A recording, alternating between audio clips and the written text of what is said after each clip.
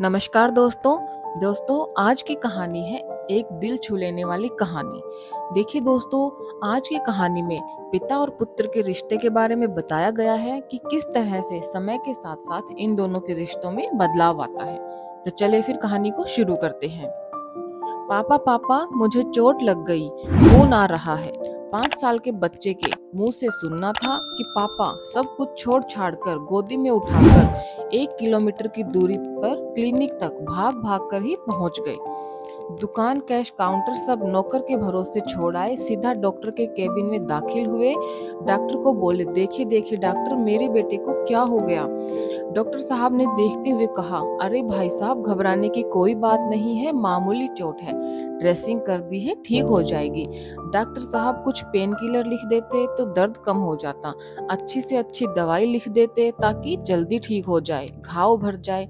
Doctor, अरे भाई साहब, क्यों इतने चिंतित हो रहे हो, कुछ नहीं हुआ है, 3-4 दिन में सब ठीक हो जाएगा। पर डॉक्टर साहब, इसको रात को नींद तो आ जाएगी ना। डॉक्टर, अरे हाँ भाई हाँ, निश्चित रहो। बच्चे को लेकर लौटे तो नौकर बोला, सेठ जी आपका ब्रांडेड महंगा शर्ट खराब हो गया, खून लग गया, अब ये दाग नहीं निकलेंगे।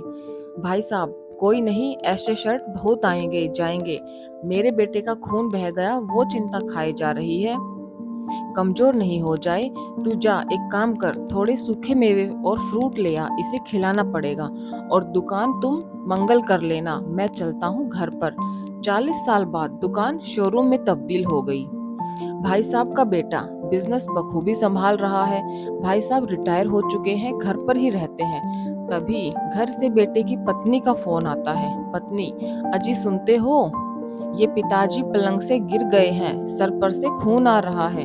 लड़का, अरे यार, ये पिताजी भी ना, इनको बोला है कि जमीन पर सो जाओ, सोते नहीं, पलंग पर ही सोते हैं। अरे रामू काका, जाओ घर पर पिताजी को डॉक्टर अंकल के पास ले जाओ, मैं मिलता हूँ वहीं पर। बूढ़े हो चुके रामू काका चलकर धीरे धीरे घर जाते हैं। तब तक सेठ जी का काफी खून बह चुका था। बहू मुंह चढ़ाकर बोली, ले जाओ जल्दी, पूरा महंगा कालीन खराब हो गया रामू काका। जैसे तैसे तेज रिक्शा सेठ जी को डालकर क्लिनिक ले गए। बेटा अब तक नहीं पहुंचा था। रामू काका ने फोन किया तो बोला, अरे यार, वो कार की चाबी नहीं मिल रही थी, अभी मिली है, थोड़े कस्टमर भी हैं, आप बैठो, लेकर मैं आता हूँ।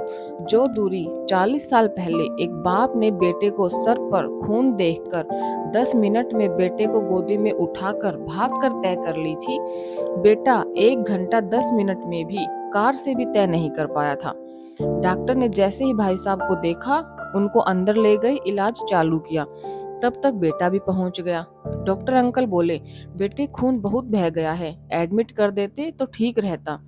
बेटा, अरे कुछ नहीं डॉक्टर साहब, आप ड्रेसिंग कर दो, ठीक हो जाएंगे 3-4 दिन में। डॉक्टर बोले, ठीक है, कुछ दवाइयाँ लिख देता हूँ, थोड़ी महंगी है लेकिन आराम जल्दी हो जाएगा।